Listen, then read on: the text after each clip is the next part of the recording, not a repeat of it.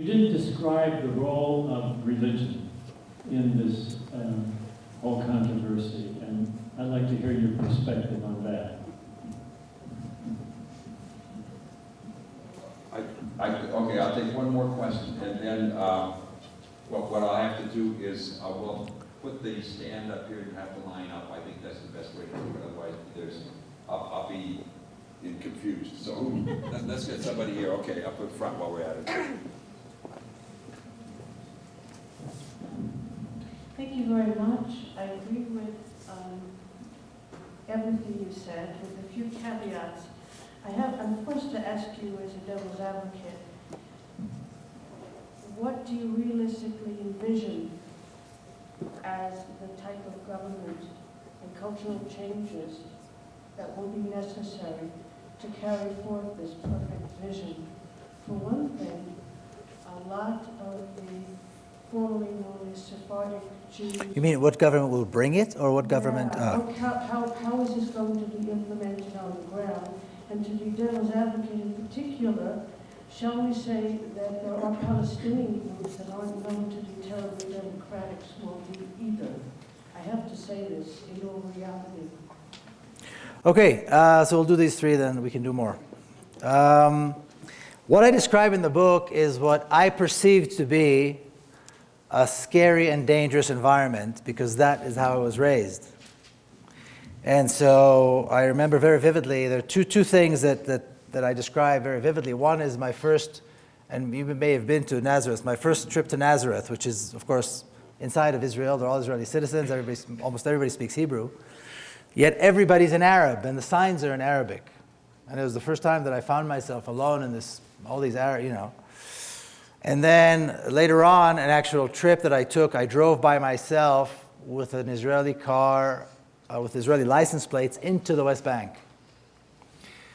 And in both cases, particularly more the second one, I thought that was going to be my last day on earth. It's not because it was dangerous, it was because of this, what my sister calls a fear virus, that was implanted and is implanted in Israelis' minds very, very early on, and is typical in racist societies. The way racism is maintained is through fear and mistrust.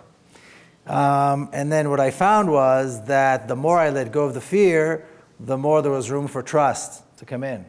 And this began in the dialogue group that I took part in San Diego. The less I was afraid, or the more I allowed myself to not be afraid, the more I allowed trust to come in. And then once trust replaces fear, then all kinds of bad things happen. The walls fall apart, there are no more divisions, there are no more us and they. So it's a very dangerous process. Today, so I drive the trip I took that I described in the book was from Jerusalem to Bilein. Bilein is a small town where they have weekly protests. It's where the nonviolent popular resistance began. It's like a Mecca. People come there to almost just kiss the ground and see the people, because it's really become hallowed ground in many ways. I go there all the time. I mean, I went there in 2005 for the first time. I spend the night there. I have friends there and so forth. The first time I drove, all I saw was danger. Every hill I saw, I felt there was going to be somebody behind that hill with a machine gun ready to gun me down. Today, I see the olive trees. I see the flowers. I see these beautiful green rolling hills. This almost, biblical landscape of Palestine. So what changed was not the reality on the ground. What changed was this, because there was no reason for me to be afraid then. Of course, there's no reason for me to be afraid now. But the fear and the wall and the big signs when you cross into the West Bank at every checkpoint that warn Israelis that that crossing into Palestinian areas is a felony, it's life-threatening, and then at the end they have 2 or 3 exclamation marks. It's just to be sure that felony and death are very serious issues. And you're there and you cross, and after the first time it's scary. The second time you start to wonder. The third time you say, well, are they out of why is this sign here? Where's the danger? So that's what I describe. The role of religion, that's a question I get a lot. I think people try to turn this into a religious conflict, and I think it's very important to understand that it's not. The conflict is one, or the issue is one of racist settler colonialism, which is what Zionism is. The Zionists secularized Judaism. They said Judaism is not a religion, it's a nationality. Then they secularized the Bible. They said it's not a book of faith, it's a book of history. All the God stuff and all the faith stuff is nonsense, but it's history. As a nation, this is our history book. And then they said, well, the land of Israel is our nation, is our country. And that's how they created this myth of the Jewish people and all of that. And the justification to go and bring Jews or have Jews colonize Palestine, which is not untypical. I think a lot of colonialist, racist, and settler ideologies rested on the Bible, used the Bible as an excuse. But of course, we can't ignore the fact that religion plays a role in Palestine, in the Holy Land. I think religion can play a very positive role. If you take Sabeel, for example, if you take a man like Naim Atik, who I think is the future Desmond Tutu, I think is today's Desmond Tutu, really. Then you see the positive, powerful role that religion can play. And there are others. There are Muslims and others that that are like that. But as we also know, religion can be very toxic. If we look at the settlers, for example, in Hebron, the very fanatic. What they did was, originally Zionism was very secular. After 1967, when Israelis had access to the heartland of biblical places, then there's this insane messianic wind started to blow. And all these religious nationalists began to emerge, and they were the first ones to go to Hebron and to Nablus and all these other places and establish take over and establish settlements there. That is a very toxic combination because they're armed. They don't care if they die in the process. They don't care how many. They're like very similar to the Taliban. They're kind of the Jewish, maybe more dangerous even. They're the Jewish version of the Taliban. They don't care if they die in the process. I think the role of religion could be either very positive and powerful, or it can be very negative. I think it's important, though, to keep religion out of it, because it's a political issue. It's an issue of oppression, and has to be resolved on a political level, on a level of fighting oppression and fighting apartheid. And then people believe what they will, and they're free to come and believe and worship and so on. Now, realistically, I think that if we take a look at other examples, if we take a look at South Africa, for example, it didn't take anything special on the side of the South Africans.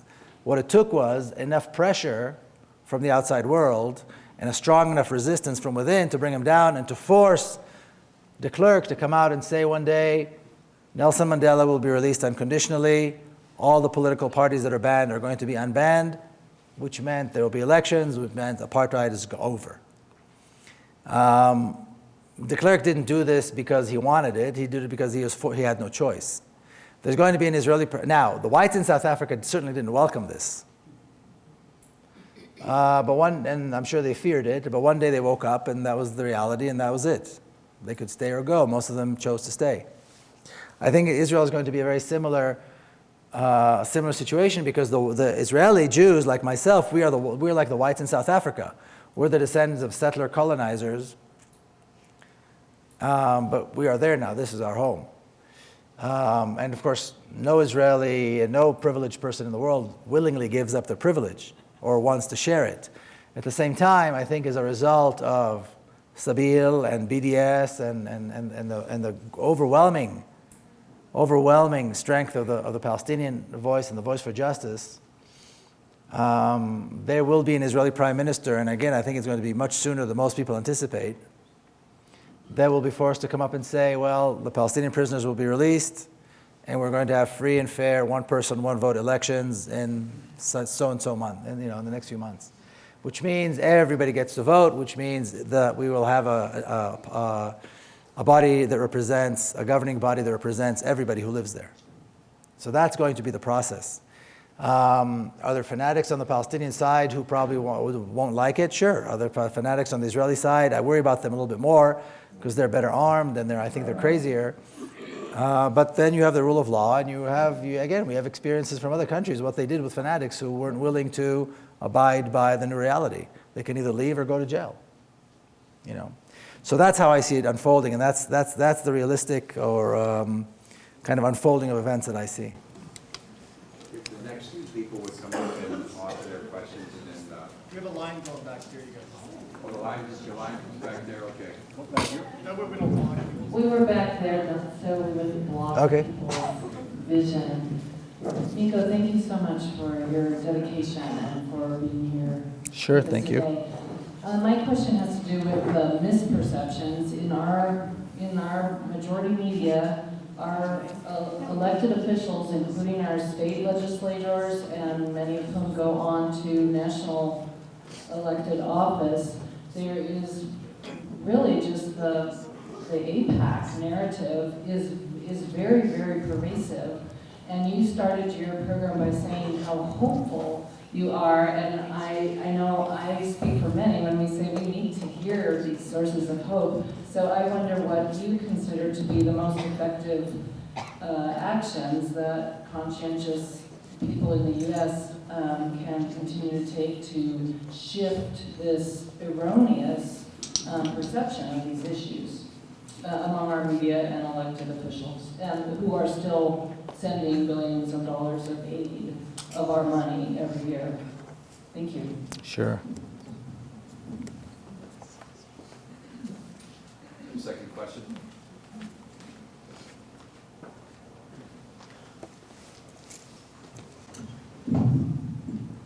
I believe everyone that's in this room is looking forward, as I am, to this one state respecting human rights. In what year will that be?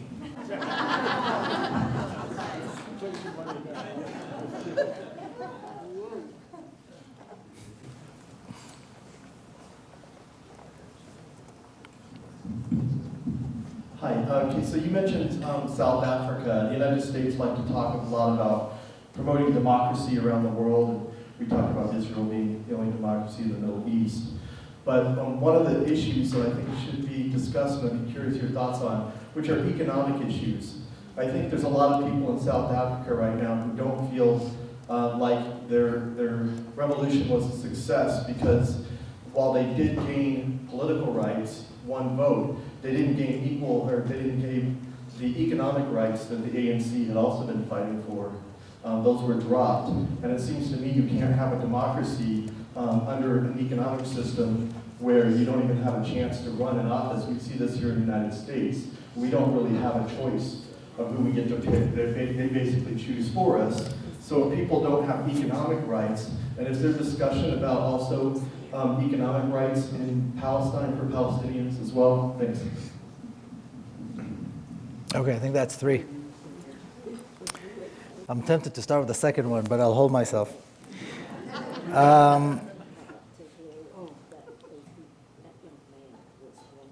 Okay, the first question was very good. You've said and asked lots of different things. The misperception in the media, I think the biggest misperception is that Israel is somehow some kind of a strategic asset to the U.S. And so you have to ask yourself the question, let's say that it was no longer Israel, but it was an Israel-Palestine, a democratic state, which I believe it will be. Okay, the first question was very good. You've said and asked lots of different things. The misperception in the media, I think the biggest misperception is that Israel is somehow some kind of a strategic asset to the U.S. And so you have to ask yourself the question, let's say that it was no longer Israel, but it was an Israel-Palestine, a democratic state, which I believe it will be. So is it less of an asset? And if so, why? In other words, does there have to be Jewish people there to make it an asset? If they're Palestinians, or maybe they're Christians or Muslims, then is it no longer an asset? Is this the issue? And really, why is it an asset? It's a country that's so small you can barely see it on the map. The U.S. has alliances with Turkey, with Egypt, with Saudi Arabia, huge countries that have lots of resources. So this tiny, dinky little place is the one strategic asset that needs to get all this money? I can't understand it. What I do know is this. The myth of the strategic asset is something that's also being perpetuated by the Israeli lobby, by AIPAC. Now, the question, you touched on all these different misperceptions. AIPAC, or the Israeli lobby, has had probably 80, 90 years of experience.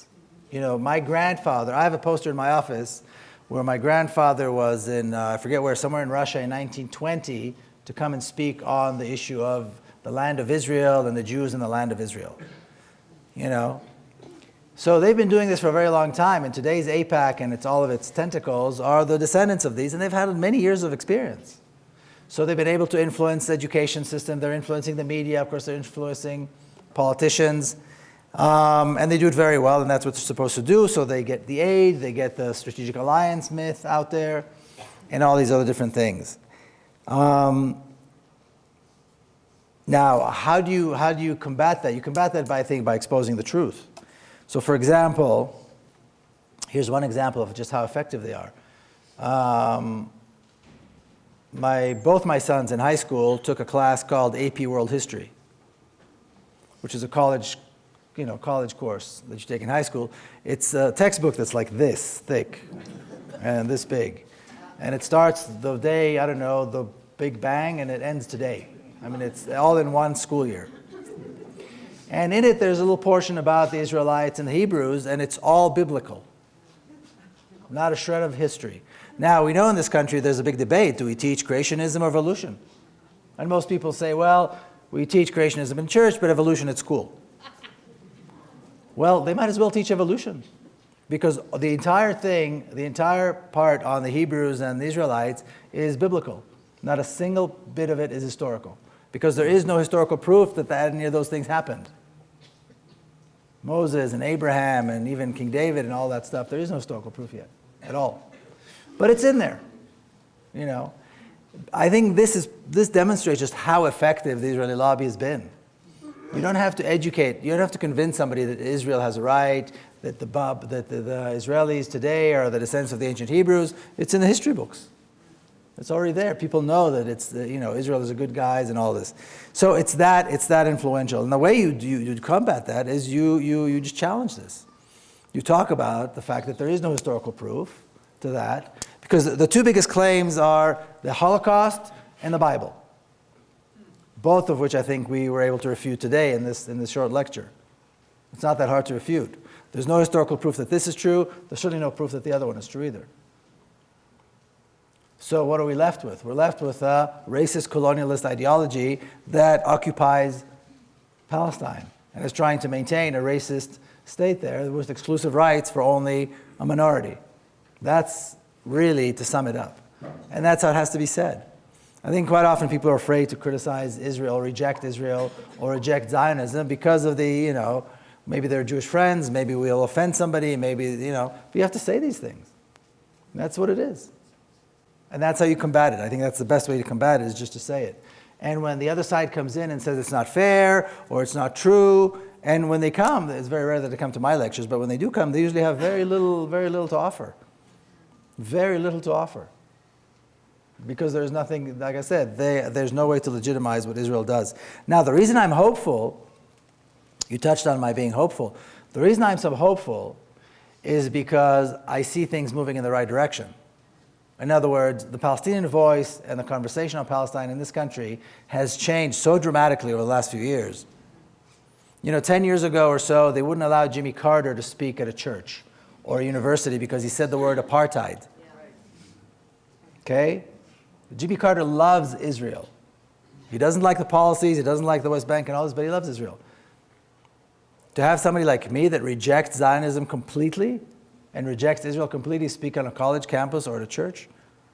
Things have changed a great deal, and the audiences are getting bigger, and more people are getting interested, and more churches are talking about, maybe they're not passing, but they're talking about divestment resolutions, and they're talking about BDS. 5 years ago, you said BDS, nobody knew what that meant. Today, everybody knows about boycotts, divestment, and sanctions, and everybody discusses it. So this is growing. The churches are doing more. More is happening on campuses. BDS is becoming a bigger force and is becoming more well-known and is doing more. The popular resistance in Palestine is getting more recognition, is doing more. And Israel is, the reality is that that the reality of maintaining this very small racist state in Palestine is not sustainable. So that's why I'm hopeful, and I think, and I know very well that Israelis and Palestinians are going to do very well together. Now the next question is when this will be. I'm thinking by 2024. Does that sound good?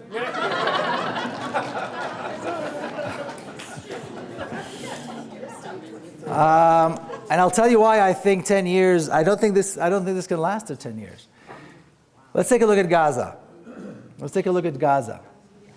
Gaza today has 1.6, 1.7 million people living under a brutal, cruel, unjustifiable, inexcusable siege.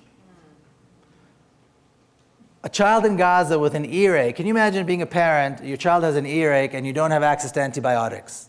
If you drove 10 minutes from Gaza, you'd be in Ashkelon, where you wouldn't dream of not having access to antibiotics. Now, a UN report came out about a year and a half ago. By 2020, there will be an additional 500,000 people in Gaza alone.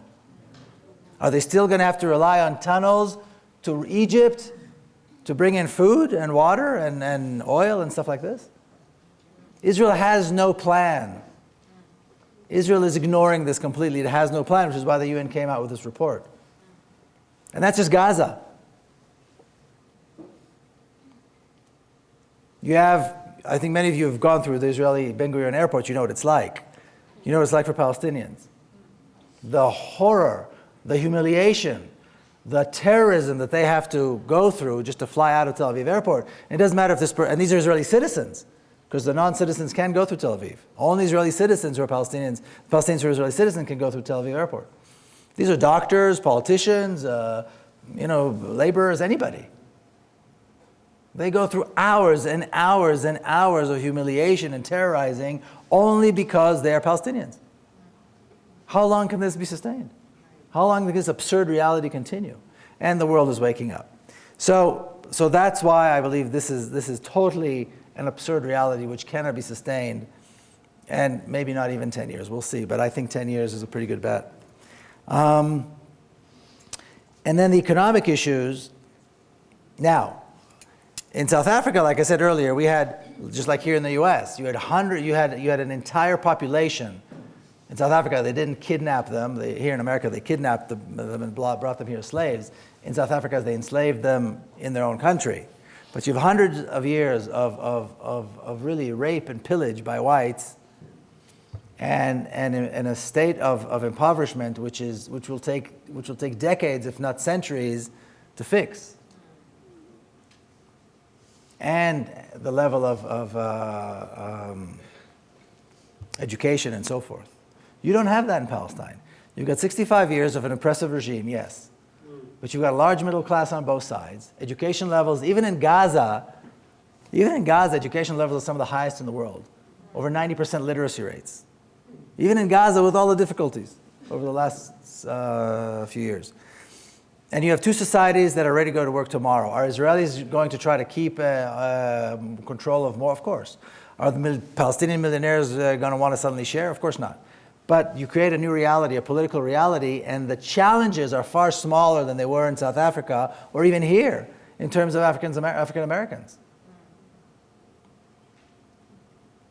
So you don't have that history of hundreds of years of slavery and oppression. You have 7 decades of oppression.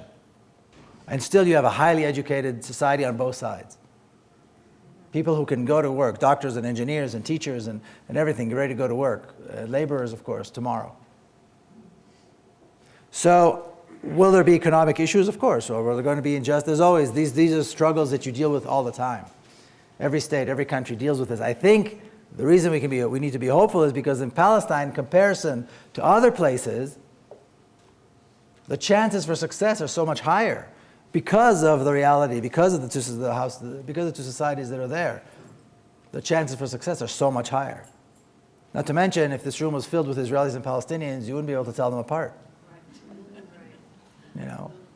So that is, and you know, in South Africa, I think, I was just in South Africa. And what I saw was so many people of all races very proud of what they've done. And fully recognizing the challenges that they have, that they still have to face. But really very proud of their accomplishments. Young people, older people, all say how proud they are of being South African. How proud they are of what they've accomplished. And every time I'd sit in a restaurant or a cafe and there'd be, blacks and Indians and whites and somebody would remind me, 20 years ago, this was illegal. 20 years ago, a black man could be arrested for, doing something if it was considered skilled labor. I mean, it was an absurd reality. And things are improving, not fast as they should. Of course, there's a lot of challenges. So that was my impression of South Africa. And again, Palestine doesn't have those kinds of challenges. We have a much better chance of success because we have fewer difficulties. Okay, let's do 3 more. The next 3 questions.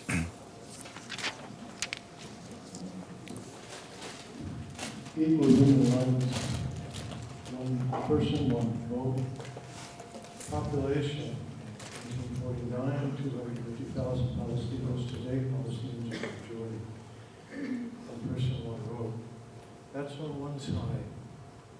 On the other side, you say that the way out of this dynamic, of this problem, is changing what's up here, changing what's here. My fear must go away if I'm Israeli. Simply my belief in secular or biblical reality must go away. What have you seen? How have you seen this change of fear and the reality that most Israelis, I say most Israelis, I've never been there, live with? How is this changing?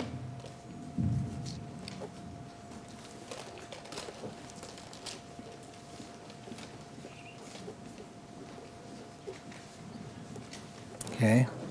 The question that propelled me into the line has been asked and answered, but I have another.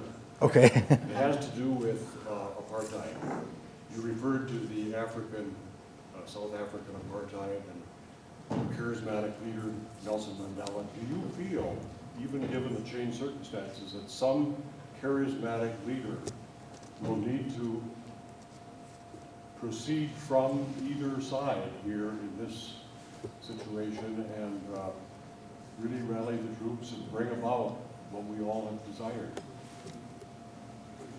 That would be my question. Okay. Is that person identified now? Do we see that person emerging? Okay, thank you. Okay, one more. That was 2. We're going to have to top it because I'm losing my voice. So we're going to have to kind of cap the line there. For doing what you do. Thank you. You have a lot of chutzpah. And to me, the word Zionism is completely synonymous with manifest destiny. And also to me, Israel's behavior shows that it's the U.S.'s largest military base in the Near East. And how have the Israelis treated the Falasha, the dark people Jews from Ethiopia? Oh my goodness. Well, what would you expect from a racist society that suddenly has thousands and thousands of black people running around? The fear and the mindset change when the reality changes for most people. I had some special circumstances that helped me along, which is why I was able to change the way I did and go through the transformation that I did. And I put myself out there. Most people don't. Most people lead normal lives, and for most people, change occurs when the reality occurs. So most Israelis will not go out there and seek what I sought. Most Israelis are going to wake up in the morning one day.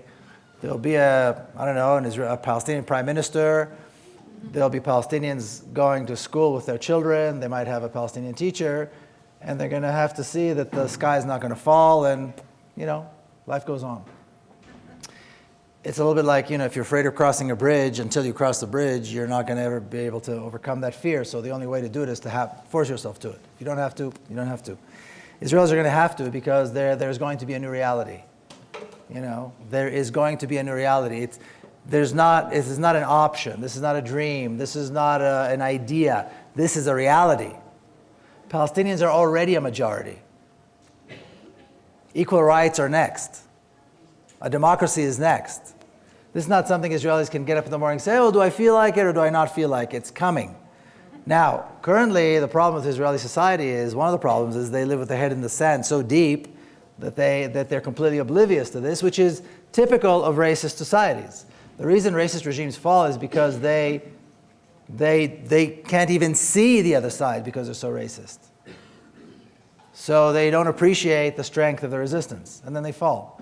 That's exactly what's going to happen. And they're going to wake up in the morning, and then they're going to see their kids are going to come home from school, and they're going to have Palestinian friends. And when they go to elections, they're going to have a choice. Some of the candidates are going to be Palestinians inevitably, and that's just how it's going to be. And that's when they will change. And I'm sure I hear from people who lived here in the South, in the U.S. when change happened, and in South Africa when change happens, and that is the process. That is the process. It's not something that they welcomed. But when it happened, that was part of what happened. The question of the charismatic leader is an interesting one. Palestinians don't go for that. There are thousands of charismatic leaders in Israeli jails, Palestinians. There are hundreds and hundreds of charismatic leaders that Israel executed over the years. Clergy, intellectuals, all kinds.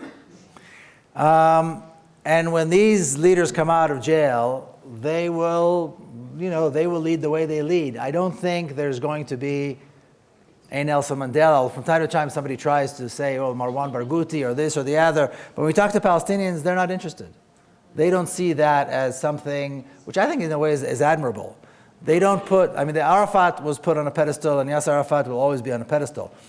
But after Arafat, it doesn't really matter who it is. It's the people who have the right ideas. It's the people who will fight for the right causes, who won't be corrupt, and will have something to offer. So I don't think it's going to be like that, because that's not the nature of what goes on in Palestine today.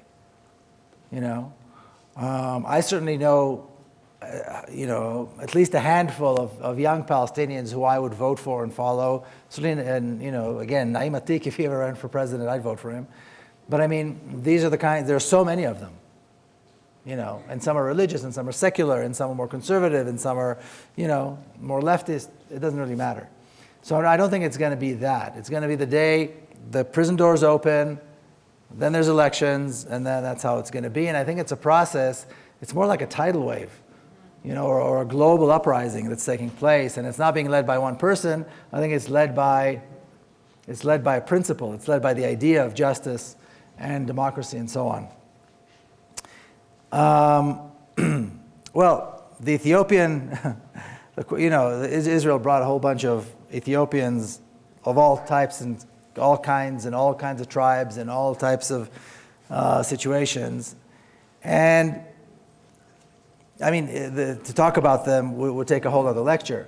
The only reason I know what I do know is because my sister lives very near an absorption. Israel has these absorption centers where immigrants come, they stay for a few months, and then they're supposed to learn the language and find a job. Ethiopians have been there for years. The Ethiopian kids were given to the ultra-Orthodox education system, which is even more racist than you can possibly imagine. So the kids come home learning that to be black is ugly and bad, and to be white is good. And then they see all the white kids after school being taken to after-school activities, and they're being put on a bus and sent home. So all of that. But what do you expect from a racist society? A racist state, a racist society is a racist state and a racist society. It doesn't matter. When the Arab Jews came, when the Jews came from Iraq and Yemen and all these other places, my people, the European Jews, looked at them, sprayed them with DDT, and then sent them to work in the docks. Whether they had an education, they didn't have an education, they were doctors or teachers or who cares. They were sent to work in the docks because they were dark. They were Arabs. And you see how they were dressed? Like Arabs. No suits, they didn't shave, they didn't look like Europeans, you know. And they were treated like Arabs. And they were told that they need to change their accent to sound, so their Hebrew would sound like my Hebrew. And they need to listen to the music that I liked, not they liked, and eat the food, the tasteless European food, instead of the wonderful Arab food. That was what they were told, you know. On that, they stood their ground, by the way. On that, they stood their ground. But I mean, when you have a racist society, then you're going to have racism across the board, and that's exactly what is happening with Ethiopians. And it's very sad because in many places I've seen young Ethiopian students brought as part of the Zionist Hasbara. So I was in South Africa at this one university, and there were a bunch of, there were quite a few black students, and there was the group of black girls, and they wore this weird T-shirt that had the Israeli flag on it, and I thought there was something there I was missing. And when I approached them, they gave me this nasty look and walked away. So I asked the others, I said, what is this? Who are they? And they said, oh, these are Ethiopians that were brought here, paid for by whatever it is, the Jewish Federation or whatever it's called over there, in order to say what a wonderful place Israel is and how they absorbed them and they gave them freedom and all that kind of stuff. So it's very, very cynical. Okay, last couple of questions. We have 3 more questions. And that's it. And we give you permission to give brief answers. Okay, I will. Yes, no, maybe. What can I say? Very interesting talk. Thank you. Just a few comments of context. I have a very good friend who's Palestinian, and he said prior to the 60s that Jews and Palestinians lived in peace across the entire area. There was a movie called Valentino's Ghost that came out in the 1920s. It's a documentary that shows how the imperialist United States cooperated with Great Britain and France to divide up the Middle East and start sucking out the resources of the entire area. Okay, now getting to my question, it's my understanding that $3 billion is really $2 billion for defense and $1 billion for the civic benefit. And you say you don't know why Israel is an asset. $2 billion of business is wonderful business for the military-industrial complex. So my question to you is, how do you get the U.S. Congress, which is totally in bed with these military contractors, the neocons, to go against the best interest of these companies and stay elected? I'll leave it at that. Thank you.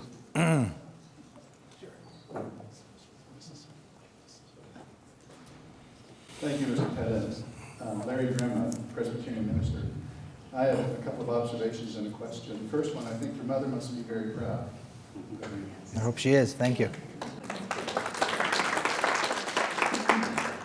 The second is that I am so pleased you separated it as a political issue, not a religious issue there. In America, it's a religious issue. And it's a religious issue here because so many of us are people in religion, live their religion as a mythic, literal experience. And so the narrative of the Promised Land fits into our mythic, literal understanding of the Bible. And that's one of the tragedies, one of the things we have a hell of a time transcending. Second observation is that there are indigenous peoples here living in Bantu-stans all through this nation in their own homeland.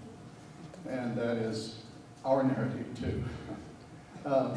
Question is, what does the apartheid wall represent really and symbolize for Israel?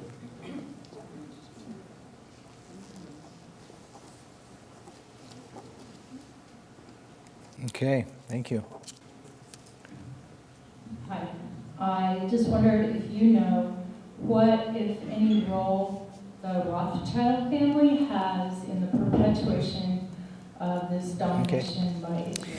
All right. The fact that Jews and Arabs lived, or that the Middle East was really a place of tolerance between all three Abrahamic faiths, is something that Zionists are trying to hide, because Zionism and basically white European racism is the reason that stopped.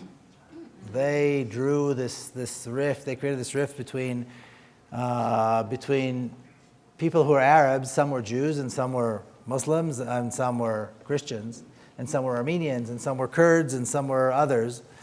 And that was the mosaic of the Middle East. When racist colonialist Europeans came and started messing around, then we had all these problems.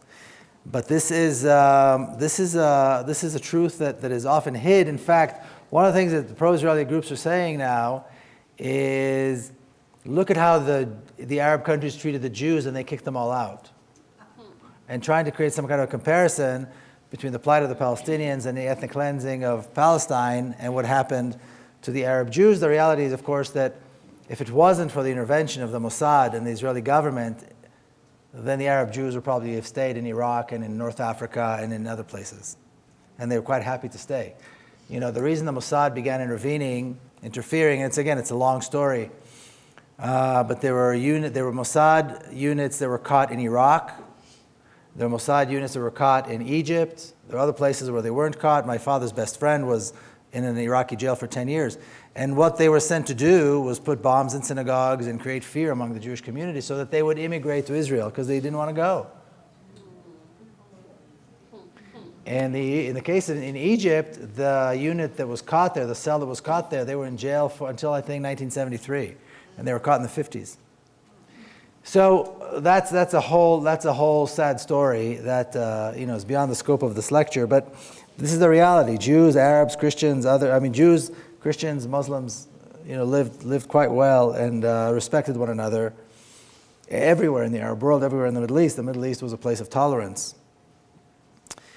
Now, I know that Israel is an asset. I know that it's an economic asset, and it's certainly an asset for the military industry and the arms industry. That's clearly the case.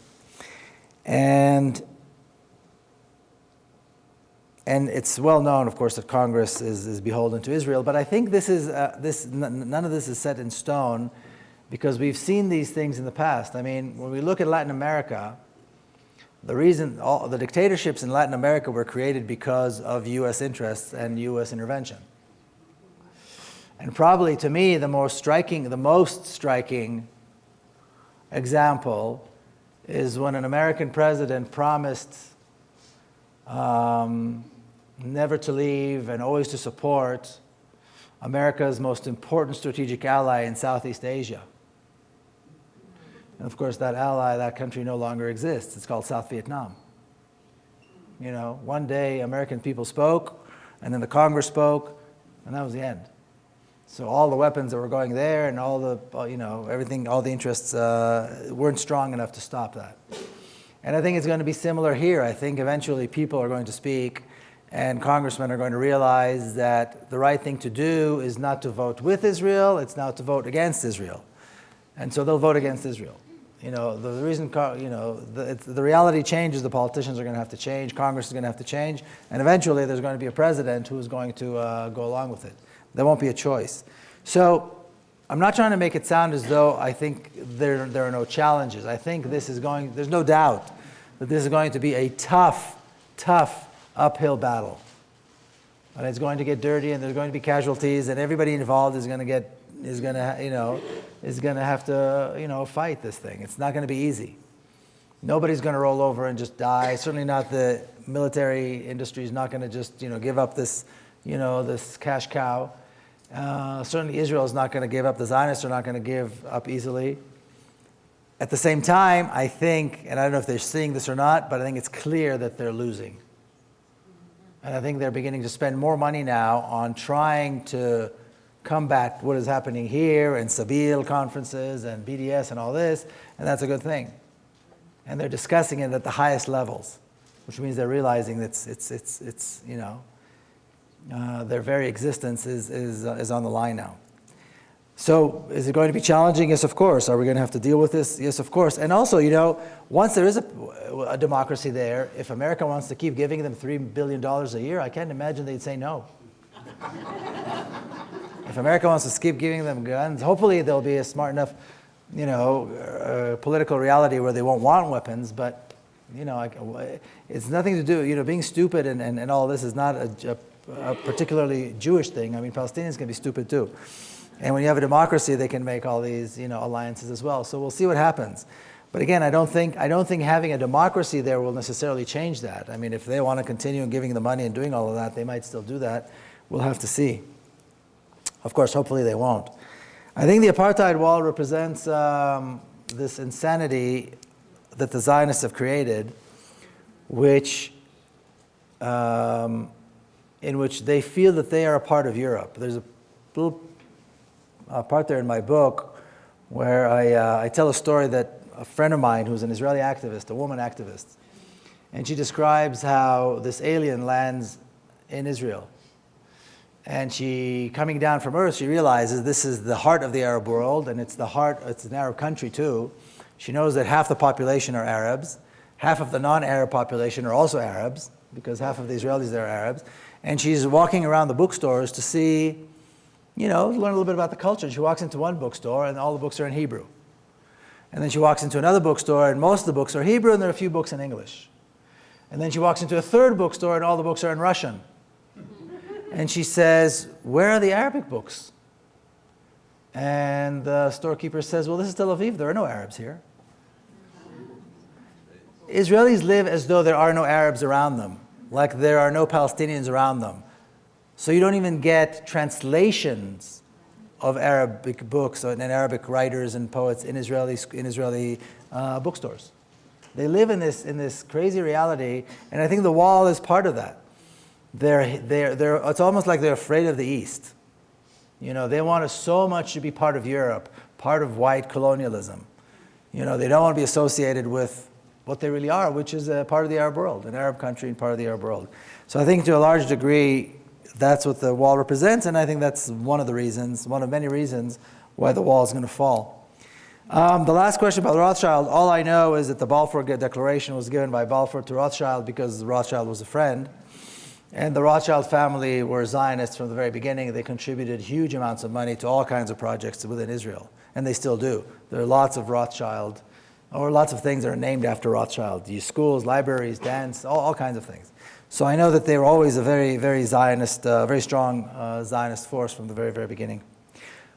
Thank you all very much. Have a nice day.